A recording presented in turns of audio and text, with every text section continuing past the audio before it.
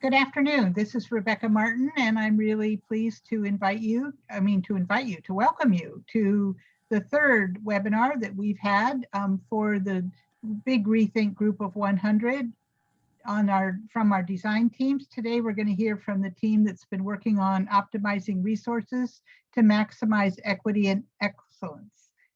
But while we are waiting for everybody else to come on, here are just a few housekeeping items.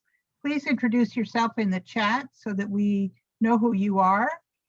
As we go through the opening part of this webinar, when we will be hearing from the team members about the strategies that they have developed for this part of this imperative in the big ReThink, please feel free to post any questions that you have in the chat.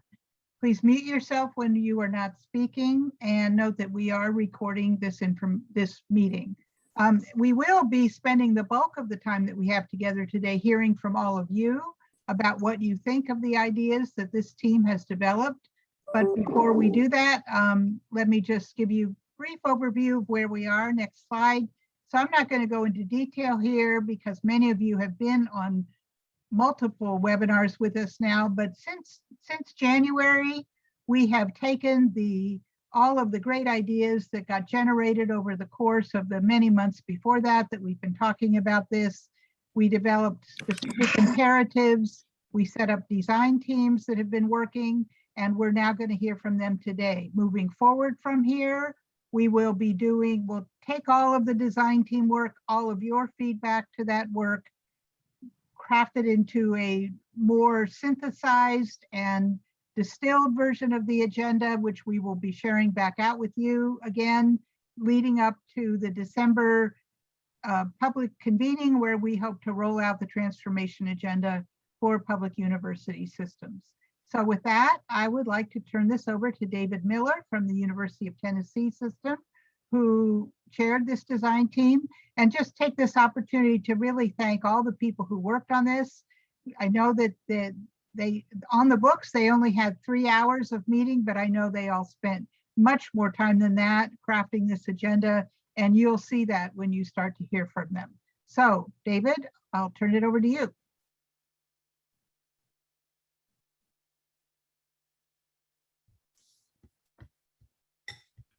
Thank you, Rebecca. Hello, everyone. Here on this first slide, you'll see our team members, similar to the slides you've seen listing the team members of the other groups that we've participated with so far. We have a very experienced group, and you'll hear from each of us on various components of the topics we want to discuss today. The very first thing right off the bat is that the title we inherited, the imperative, was reducing the cost base. And we started discussing typical ways that universities and systems think about reducing the cost base, and went through all of the ways of reducing, increasing shared services, energy efficiency, all sorts of the things that really I think we all consider continuous process improvements. As we were going through that, members of our team said, let's step back for a minute and think about, is any of this really unusual or new? Or are these more of the same things that universities have been doing for a long time to meet budget needs, reallocate resources, and so forth? And so we were challenged to think a little bit bigger and step out of our comfort zone and not be self-defeating by thinking of the obstacles to new ideas before letting the new idea really germinate, and look at best practices from other universities and systems that might be ways to fulfill the new name we came up with, which was really our goal is to optimize resources to maximize equity and excellence. And so our team members wrestled with some ideas. We had a number of email correspondence back and forth about ranking and selecting the best ideas from a whole variety of suggestions and things borrowed from other systems, and came up with 4 that we're going to talk with you about today. And you can see there in the 3rd bullet on the slide at the bottom, the 4th bullet, I suppose, about our real goal. It's to reduce the cost base, certainly, but to be able to do that in a way that is student-centric, incentivizes faculty, increases participation across the system, the institutions of the system, and increases shared services, and reflects student and state needs and interests, not just those of a single institution, but using the power of the state system to meet state needs. So on the next slide, if you would, Deborah is going to talk about the first of these 4 strategies. Deborah? Thank you, David. So as David mentioned, we started by struggling with these ideas of how do we fundamentally reduce the cost base, but came to the conclusion that the most radical ways we could consider transforming institutional effectiveness was to go beyond simply looking at costs and look at some of the more substantive things that we do as institutions. And one of the top areas where that may be true is in the general education programs that we all have. All institutions have some kind of general education, but one of the things we find is that as students transfer from campus to campus, they oftentimes lose credits because those courses that count as general education at one campus don't count at another campus, meaning that it increases time to degree, it increases the number of credits that students have to take, which of course increases their costs. And when you're thinking in terms of equity, that can be very, very significant.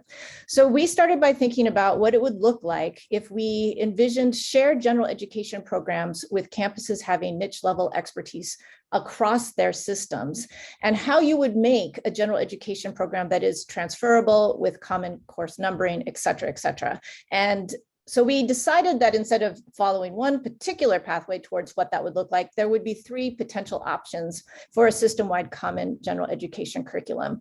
One of those would be to do a system-wide general education redesign so that everybody in your system has the same same curriculum at the end of the outcome. And I should note that the University of Hawaii is under the leadership of President Lasner has embarked upon this. And so we can report back on how that goes in a year or so.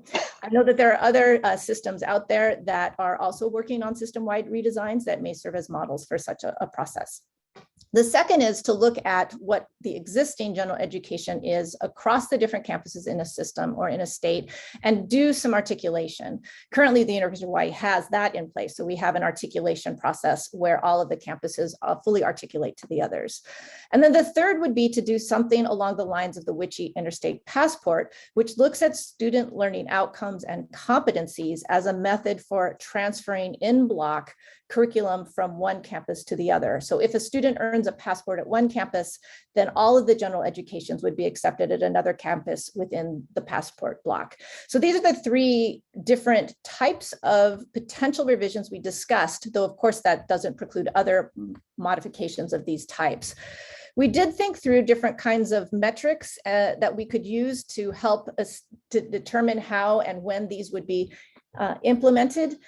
And I think most important among those that we discussed, including things like trying to determine getting to common course numbering and the number of campuses adopting general education within a certain period of time, would be to look at the ways in which a general education core would reduce the unexpected course credits.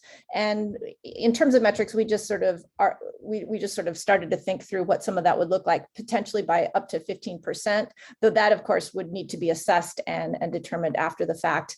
That we would also, with a general education system like this, ensure that there are no courses that have to be retaken on a new campus and that the time to degree would be reduced. And so with that, I'll turn it over to our next presenter to talk about our next option. Thanks, Deborah. This is Jeff Gold from the California State University. Nice to see everyone. Before we get started, maybe just a quick shout out to David, who led our group.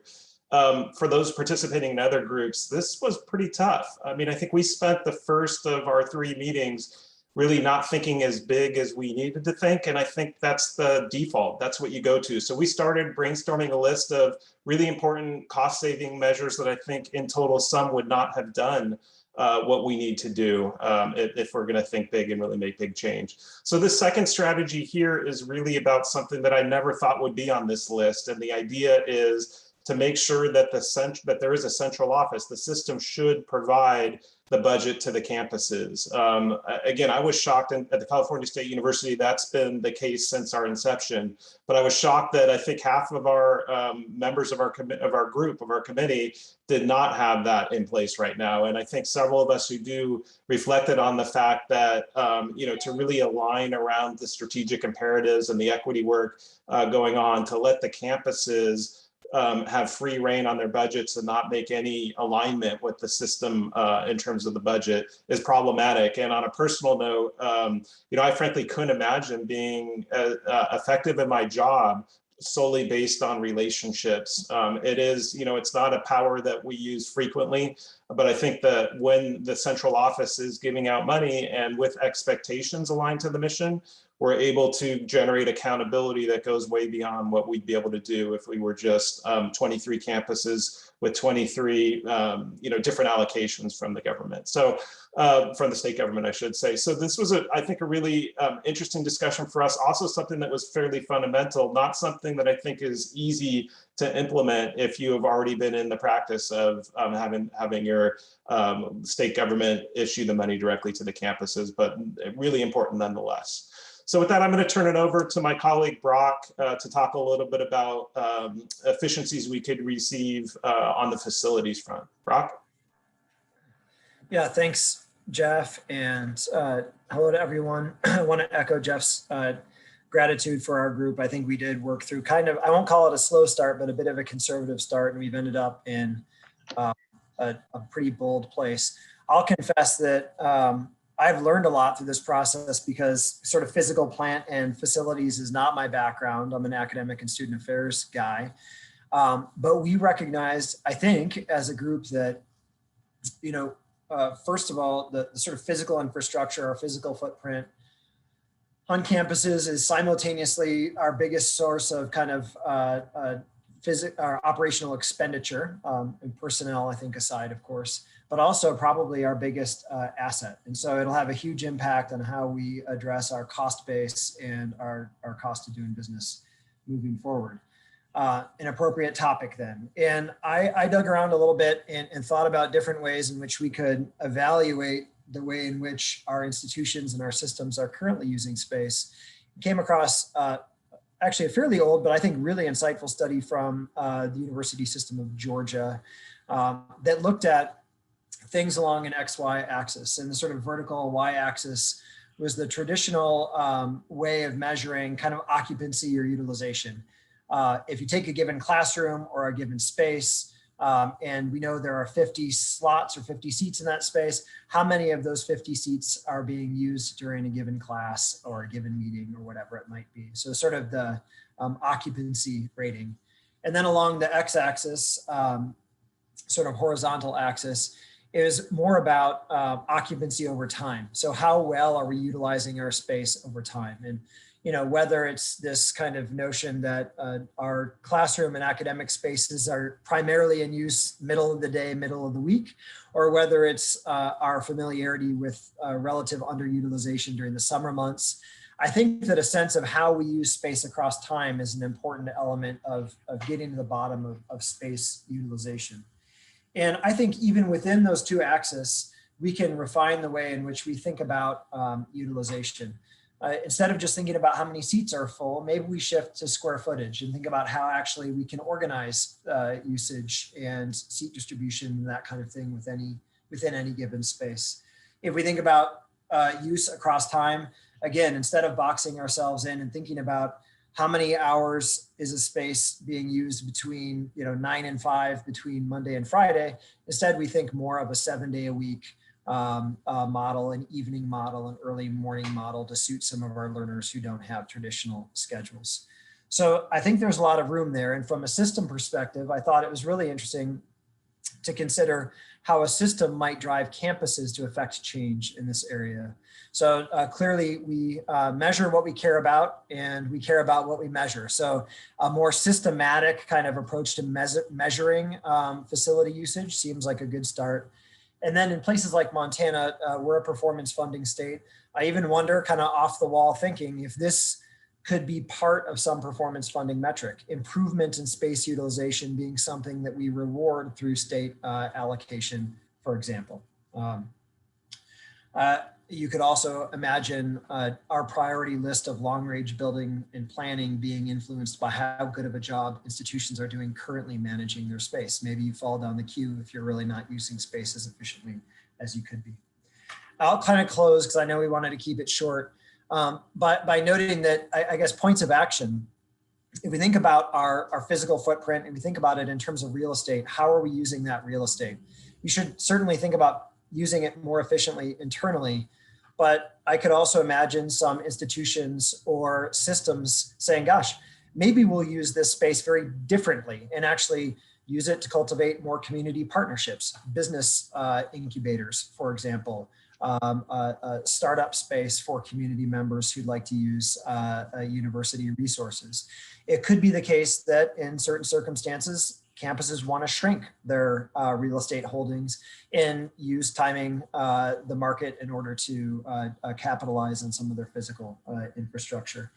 And final point, space exists virtually as well. And in Montana, we're working on a pilot for cross-registration and course sharing. So if we think about seats in a virtual room, we really want to be cognizant of our online offerings. And we want to know when, say, flagship Campus X has a certain number of seats open in an online section, that those seats are advertised widely and to students across the entire state and system, so that students at other institutions can fill in that space and take advantage of the course. It makes sense for those students, it makes sense for the institution. And that's another example of thinking about space and infrastructure in kind of a virtual sense. So sorry, I went on for a bit long. Happy to answer questions when we're all wrapped up. Thanks again to everyone on our team. And I suppose I'm passing it off to a discussion around mergers and single accreditation. Thanks, Brock. Good afternoon, Bill Mackey, Vice Chancellor for Finance and Facilities for Minnesota State Colleges and Universities. I would echo the sentiments from my colleagues about the journey of coming to these 4 strategies. And as I was thinking about them, a lot of the conversation we had at the start of our work group, we were focusing more on cost reductions that many of us have done, as well as looking at areas to continually improve your processes that these bolder strategies would accomplish or help move the direction of all those more micro strategies that we discussed at the beginning of our time together. So our strategy is to look at consolidating or merging like institutions in a system into a single institution with a single accreditation with shared faculty and staff resources, serving students both face-to-face and online. So one university with many campuses, or even one or even a 2-year college, a single accreditation with multiple campuses. Couple areas as I think about this, optimizing resources. There's, by doing this, there's potential to have more capacity and flexibility of having a larger institution versus several smaller campuses that have individual accreditations. And within Minnesota State and previously in my previous position as president of 5 small 2-year colleges, they're in the process that I started and my successor picked up of combining and merging 5 individual accreditations into a single one. And the conversations that we had aligned really well with what our group came up with, is that not only is there an opportunity to eventually reduce the cost base over time and increase efficiencies, but even more important, ultimately, if you do this right, there can be increased opportunities for student success, as well as providing access to more programs and services to your students, as well as to the communities that the campuses are in, by eliminating some of the bureaucracy that can occur by having multiple accreditations. For example, sharing academic programs, sharing faculty. Many of us do that across institutions naturally. If it can be done under a single accreditation, it does eliminate some of the barriers with financial aid for the students, with registration, with handling their payments, those types of things. So thinking of it from two perspectives of increasing efficiencies financially for the institution, as well as improving student success. Another aspect related to this, and something that our legislature is very interested in Minnesota, is how we spend our resources as a system and as colleges and universities rolled up into a system related to the IPEDS categories. And there's significant focus on institutional support and making sure we're dedicating a sufficient number of resources into instruction, academic support, and student services. And I think through a process of moving to single accreditation, some of the metrics that we discussed is ultimately you can reduce the administrative cost per student by having less administrators, potentially services can be shared easier if you're in single databases and things like that. Having the faculty under one accreditation, in my experience, has helped with instructional productivity, in that it's easier to share online courses across campuses, in-person courses, and ultimately that allows you to have a broader curriculum and have a wider array of academic programs than you might if you were viewing it as individual campuses. And lastly, the area that we really that I think is really important here is, if we do some of those things right, is how are you able to optimize then those resources and be able to have more discretion and more flexibility to put more resources into strategic priorities and more resources into reducing the equity gaps, as well as increasing your student success measures. So as much as you can keep those other so-called fixed costs down, that provides more flexibilities, and a single accreditation over a longer time period can help you get there. Obviously, the political issues with mergers and consolidations, all of us know are something that's hard to measure, but something that are also really difficult to live through. But if you do, and you're able to change the culture, there are some huge payoffs over time. So very good conversation related to this, and definitely, I think, a bold thought. So I'll turn it back over to our next presenter to walk us through what was learned at the NACUBO meeting.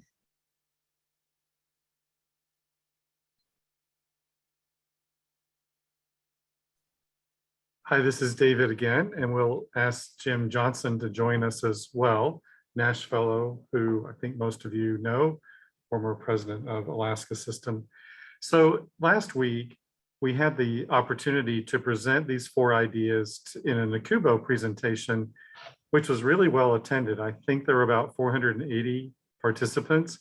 So plenty of people to get a really good pulse of how these ideas resonated. And what we asked was, which of the 4 do you believe is the most important in the ability to increase value? Then the second question we'll show is, which would be the most difficult? And so at the bottom, below NACUBO straw poll, we see that number 1 was the most important, and number 2 was the least important to that group. Now, we have percentages behind these. We don't have them available yet, but we will later in this process when we're able to get them from the NACUBO staff.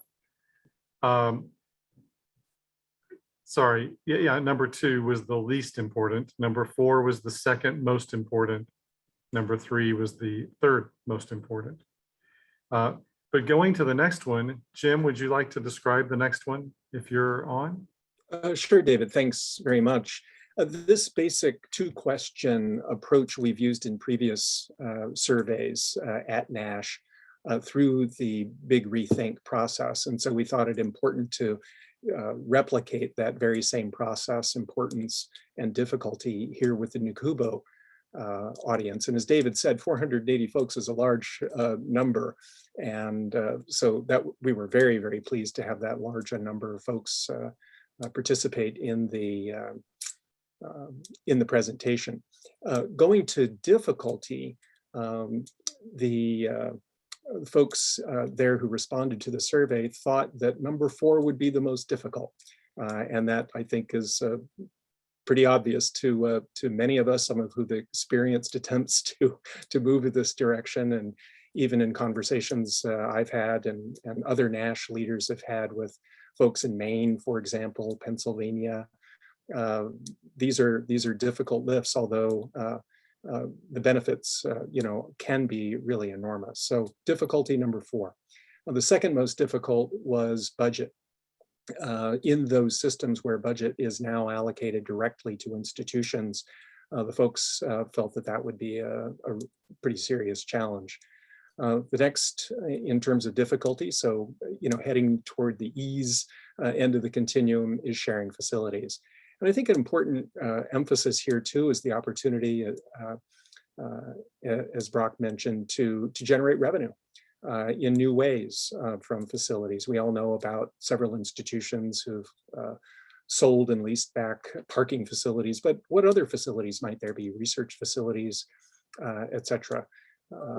So important there and not so difficult. And then finally, in terms of ease, the participants felt that a single shared gen ed program would be the least difficult of the 4 strategies that this design team has put forward. So that's basically a summary. We have a request into NACUBO, and we hope to get the specific numbers from NACUBO next week. We'll happily share those.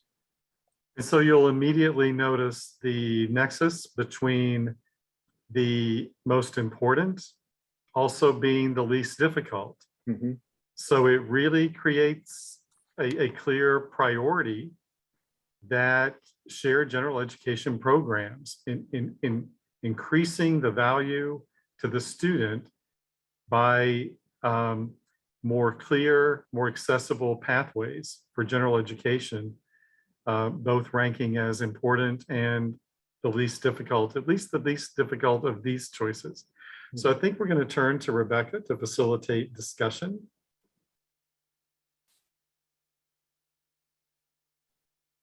So did you want to say anything about this last slide, David, on successful implementation? We can. I thought you were going to pick it up there, but that's fine. Jim, I think you're most familiar with this concept. Are you? Yeah, again, in the NACUBO presentation, we were very interested not only in the perspective of system people, but also perspective of the institutions. I mean, we serve students, we serve states, we also serve the institutions that are part of our system. So we asked folks in the NACUBO presentation, what are some of the reasons why folks at the institutions might support the strategies that we just talked about? So we produced these 5, but I think most importantly, number 6, other. Are there other reasons why institutions might support, other than identifying funds available for reallocation to things happening on campus? The intrinsic value of reducing administrative costs, improving the student experience, which is a huge value that comes from these and perhaps other strategies, collaboration, of course. And then, an interesting point of discussion during the NACUBO presentation was this number 5. here improving the public image of institutions. And those of us who are in the position of selling the value of our institutions and our systems to external stakeholders, particularly find value in implementation, execution of efficiencies, collaboration, the kinds of strategies that we're talking about here. I have in my own experience, for example, intent language in legislative budget bills 2 years in a row, pushing for single accreditation, and a governor pushing for single accreditation, for example. Now, one of our roles in systems is to insulate to some extent our institutions from politics, but we also serve those external political leaders as well. And from a public standpoint, often the kinds of strategies we're talking about here are, I think, approved and have a lot of support. In terms of the other here, good discussion in the Q&A with the NACUBO presentation. And again, that's being captured by NACUBO, and we'll be sharing that more widely as soon as we receive that. Okay, thanks, Jim. So now we want to hear from all of you. And what I'd like to do is hear the questions quickly. What resonates with your experience? What's not a good fit for systems?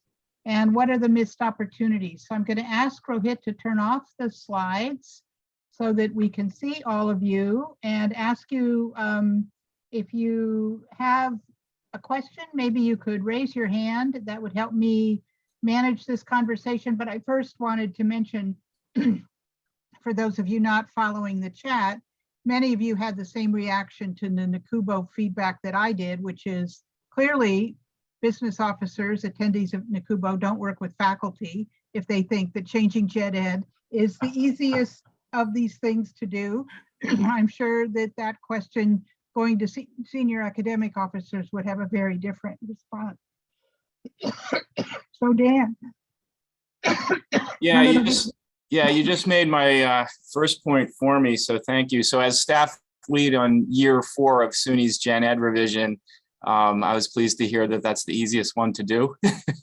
So it's makes me a little more confident. But I wanted to see, maybe Brock could comment on this, or someone else who's been working on cross-registration a bit more. And we have cross-registration at SUNY. We have a policy. We have some homegrown technology tools and a university-wide financial aid consortium. But we really haven't figured out the ideal sort of revenue sharing model to really get campuses to be more inspired to do that. And also anybody who's made any progress on the technical piece of being able to kind of see around corners for planning how many sections to run and that sort of thing. We're very kind of reactive. And I'm thinking very much around the online space with that, but we're kind of reactive to just what campuses want to offer rather than knowing what we need. So anybody that's made headway in that, I don't want to call it a missed opportunity, but it's certainly something we could do better. Yeah, Dan, I can take a shot at this. I notice Joe Teal from our office is on the call as well, and if I run into any major hiccups, maybe Joe can jump in. But we have for some time had kind of a homegrown solution for cross registration, the same thing you kind of described. One half of our system on the Montana State University side had an initiative, kind of one MSU, and it was fairly seamless for the student, but involved a lot of just ad hoc work by staff to make it happen. And so it wasn't really an efficient model. We, in the last 6 or 8 months, well, last year or so, have been working with a third party to develop a platform that both is seamless for the student in terms of financial aid, registration, course search, and course access, but is also more seamless for the institutions themselves. So it's not a huge burden. And we just finished our first semester pilot with that. And we're expanding the number of courses and institutions involved along the way. Now, I will say we're also at this point fairly reactive in the sense that we're basically just taking existing courses that are being offered and identifying open seats in those courses and making them available to other students. I think Joe and others working on the project would say that our medium-term goal is to actually identify new sections that would have statewide demand and offer them because we know that they have statewide demand. So sort of create them with this platform in mind. It's been very successful. It's taken a lot of legwork up front, but I think that as we get the wrinkles ironed out, this is a great way, especially for our smaller institutions. For those of you who have small institutions, Joe's run the numbers. We can double, triple, or even quadruple the number of course opportunities available to students on some of our smaller institutions. We are, my last point, on the business model side of things, still wrestling with that. At some point, we thought we would just sort of, give credit and sort of dollars to the teaching institution to reward them for participating and for their teaching responsibilities. We thought that might create some bad blood with institutions who thought they were losing students to the teaching institution. So I think Joe and his team are right now moving towards a recommendation of a fee that would be something in between our kind of most nominal 2-year fee and our 4-year institution fee. So we'll keep you updated on that, but that's been our attempt to thread the needle in terms of the business model. Joe, did that hit the main points from you? Yeah, Brock, I really think it did. The only thing that I'd add is a lot of where our minds are going is in parallel how we stand up academic program collaborations, particularly between our pretty small, pretty isolated 2-year campuses, as a place that cross-registration could add a lot of value. Simply because it's difficult for those campuses to sustain the academic programs that their communities are needing, and academic programs that typically rely on pretty place-bound student populations. And so we've leveraged some of the COVID resources to invest in some of those multi-campus collaborations that we think over time are going to be supported by cross-registration. Super. And just to clarify, you're talking about a student fee that would go to the home campus, like a cross-registration fee paid by the student? Yeah. So the way we've set it up is that all the financial transactions are handled by the student's home campus. Mm-hmm. What we do is say for these courses, it'd be a flat charge across the system.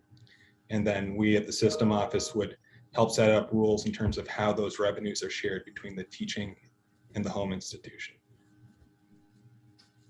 Thank you. Yeah, we've done something similar to this in the University of Massachusetts with something we're calling the Intercampus Course Exchange. So department chairs notify provosts especially of the courses that typically under-enroll. Those courses are then approved by the provost and forwarded to my office, where we maintain a central exchange, to speak, so students can log on to that central exchange where they will see the courses and any prerequisites that are involved and find all the forms that are necessary to be filled out, because their advisors need to approve these courses to make sure that they're consistent with their major requirements.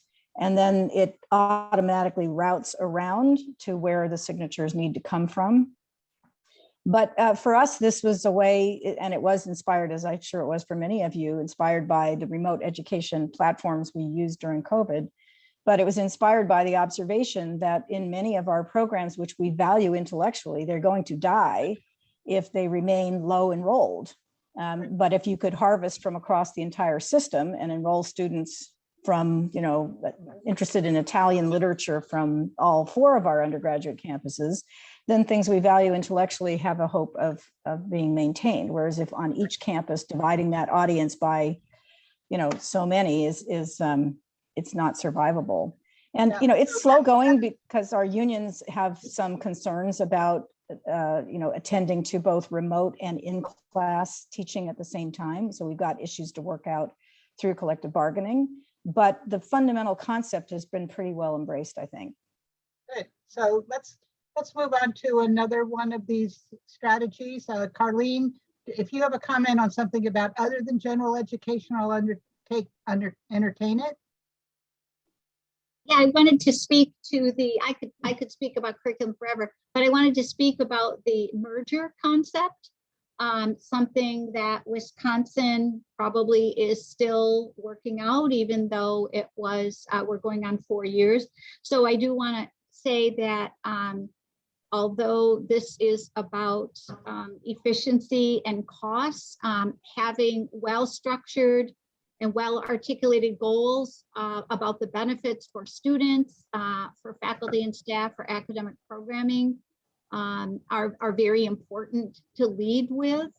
And then the cost following that, because we want to definitely make educational decisions that are going to be good for our students to achieve their goals, good for our communities, good for workforce development. So I just wanted to kind of level out and put the reason that we're here in our mission first in those kind of discussions instead of leading with finance. I don't mean to step on anyone's toes, but we've been there. And I think there were a lot of lessons that we could still share. Thank you. Okay. I'd like to move now to the strategy around facilities and space. I saw several of you had comments in the chat. Anybody want to speak to that? John, Nancy, Ruth? Shared the comment that you shared in the chat. Go ahead, John. I was just, just thinking that it seems like many times our public institutions are very protective of their buildings and space, during the year and during the summers too. It does still appear, there's some concert activity, some, it's very, you open your sports facility for the big sporting event, but it still seems like, more times than not, our public institutions, still seem like that ivory tower, I think, to many in the community. And so you do wonder, obviously there are costs and there's security concerns, and we all realize that, but it does make me think about how we might think about our, campuses more as,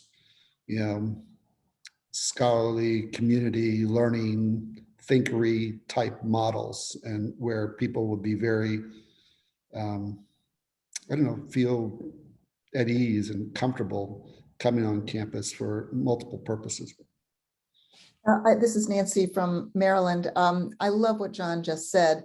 And my question was really, when we rethink the space, we really have to take into consideration how people are using space now, especially if we're going to have more and more potentially remote or virtual kinds of learning opportunities. And to build off what John said, as you were describing it, I was thinking of the Greek agora, or the place where everybody comes to debate or have conversations.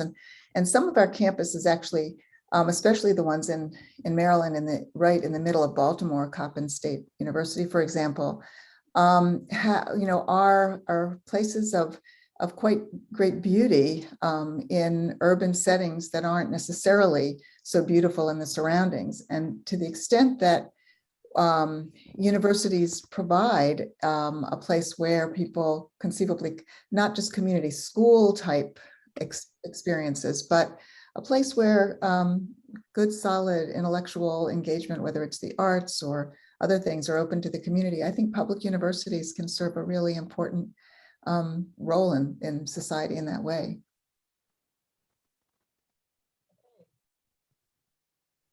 Well, why don't we talk now a little bit about what's missing? I know, Ruth, you had a question about information technologies being part of capital investment. Would you like to share that? Yeah, thank you. Now that I have ICT reporting to me, I'm thinking about information technology all the time. And I came to understand that apparently in our capital plan, IT used to be part of the physical plan also, and somehow that dropped off a few years ago. But it seems to me that the amount of money that's required to run an effective, safe, efficient information technology system should be part of the factoring in as we look at space. Okay. I think that's a really good catch. And when I think of, your state, New Mexico, the state I served, Alaska, Montana's on the call, Hawaii's on the call, our costs are enormous. And the digital divide here, if you want to talk about the edge of the internet, we are it, right? And the costs are just enormous. And the service in many of our locations is very, very poor, and is a real constraint on our ability to maximize the value of systems, and not just information technology systems, but systems writ large. So it's a very good point. Well taken. Thank you. Okay, what else? I can maybe just jump in on that also.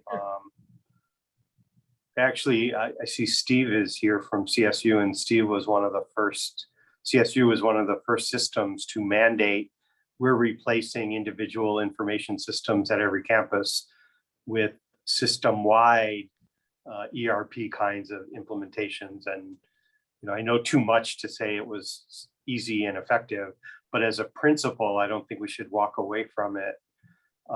It both saves money, but it also provides all kinds of opportunities to do all of the things that we're talking about that are really, really, I won't say impossible, but extraordinarily difficult if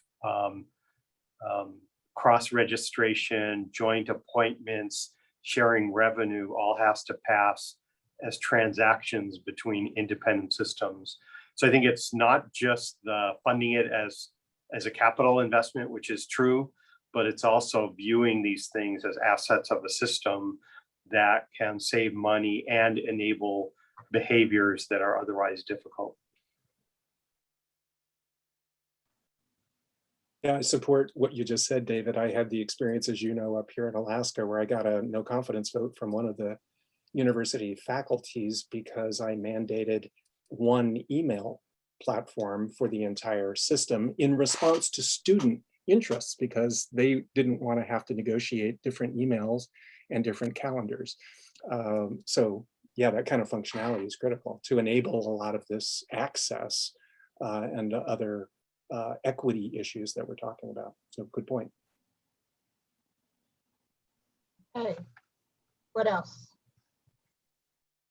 See lots of comments in the chat back on the curriculum issue and thinking about collaborative programs across campuses, faculty appointments across campuses. Obviously, we already talked about students moving across. Catherine, you want to say something there? Well, you can throw me off the Zoom if this question is too provocative or annoying. But when I think about the differences between American higher education and our counterparts almost everywhere else around the world, university education in most places in Europe and South America is 3 years, not 4 years. And one of the reasons for that is that their latter 2 years of high school are more demanding for college-bound students and are part, in a sense, of the general ed program. So that students then come to the university system to do principally their major requirements and perhaps some other gen ed-like things, but they've been able there, and that was mandated by just having less money to throw at higher education than the United States has typically had. To my knowledge, there is nowhere in the United States where students could elect that kind of European style program. And while I don't know that it would work for everyone, and maybe it shouldn't even be offered to everyone, I wonder whether anyone has given any thought to this as an alternative model or an option. Some students have known from the time they were kids that they want to be mathematicians or they want to be historians or whatever it is they want to do. And the dual education or early college structures that we are starting to look into in great detail, and I know many of you have been thinking about it already, hold the promise for shifting some of the gen ed requirements to earlier points in a student's career, and therefore the option of reducing the amount of time spent at the university level where it's very costly.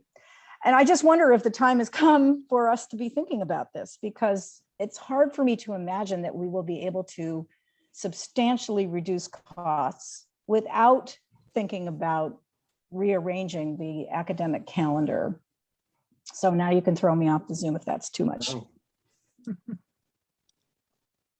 So we, super fast, we don't articulate it as clearly and strategically as you just did, Catherine, but we have increasing number of high school students in our early college programs who are actually earning associate degrees, which for us satisfy gen ed.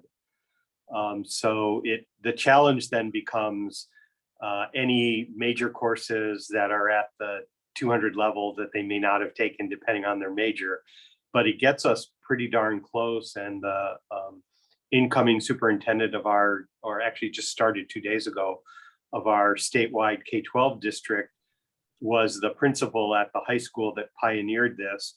And I think last year he had 20 students who graduated with an associate degree.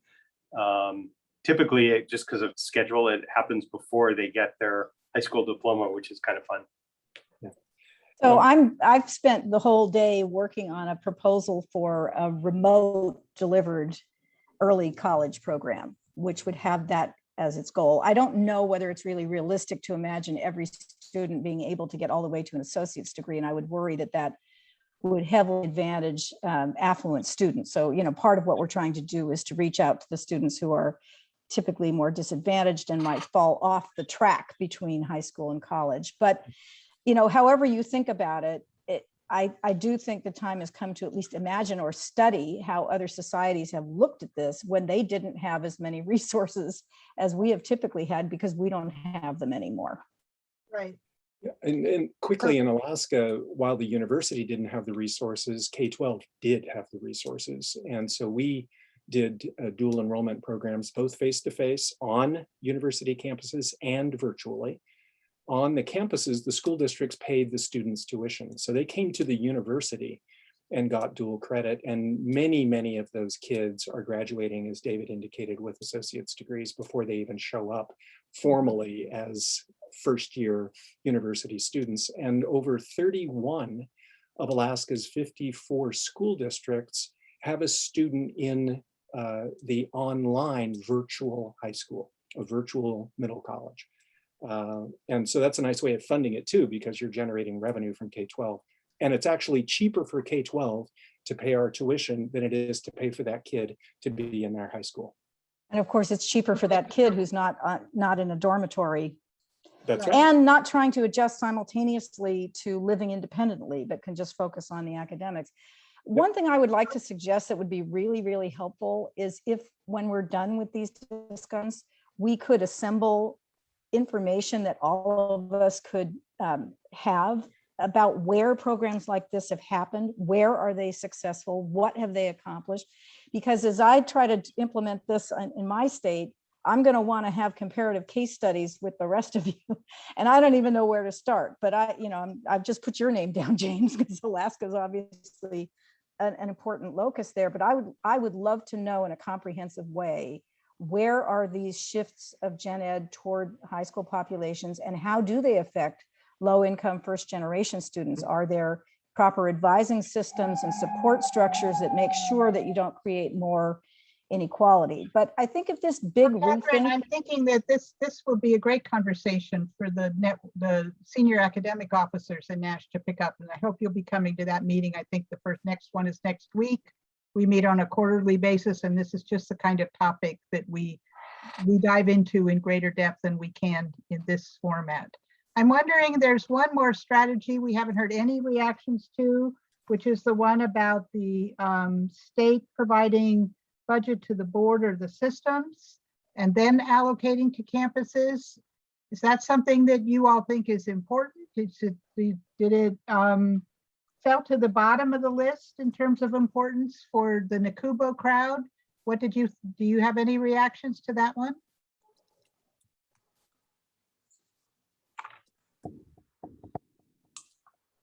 Okay, well, it seemed like it was important enough to the team to put it on their list of 4. So I guess we'll just leave it at that. Any other topics or things that you think that we've missed in the area of optimizing resources for quality and equity? I'll tell you one that I didn't see come through as clearly as I wanted it to, which was that the resources that are realized through these kinds of steps need to be reinvested in student success. They should not just go to filling a cost, a budget cut. They need to be put back into the students. That's just Rebecca talking. Wonder if any of you have any reactions to that. Go ahead, Ruth. Yes, I do, because what we're doing in this state is all the money that the state is investing is going right into student pockets rather than into the systems that support the students. So I want to be real sure that we're talking about the systems to support students and not just financial aid, or giveaways. And I don't know that we want to define what student success is. I mean, when I think about information technology, just because that's fresh in my mind right now, that to me is student success. Mhm. It's not just advisors or admissions people or activities or the things that we typically think about. Good point. Yeah, Rebecca, I'll chime Go in ahead. too. I think we're trying to think particularly about our student success programs, about how we're articulating the value to the state, to the student, to the institution of getting more students to degree. And so thinking less about our inputs in terms of cost per student per semester attended, and more in terms of, hey, if we are able to graduate more students, what does that mean in terms of cost per degree? And so part of it is a rethink of what we mean by cost base, and taking the fact that, you know, more students reaching whatever term we have for their success is improving the cost base substantially. Mhm. Good, okay. Well, I think we're out of time. These are all great ideas. We're really excited to have all of your opportunity, and I think that there are lots of interesting comments on these topics in the chat. So we will try to get that out and share it with you, so you will have those connections with the people who were on this call. Rohit, if you put the slide back up with the information about the final 2 webinars in this design team series. We've got one coming up tomorrow on reframing student success, where I'm sure some of these topics will be coming up again. And then next week, we're going to hear from the team working on leading transformation to help us think about how would we make all of this happen if we really were able to move this agenda forward. We're very excited about all of these ideas and all of your participation. We're appreciative for the time you've taken to be with us today to provide your input and thoughts about these ideas, and we look forward to hearing from you more in the future. So with that, I'm going to close it off and say thank you very much. I hope you have a nice evening or afternoon if you're in Hawaii. I know it's still early there, and we'll see you again soon. Bye-bye. Thanks, everyone.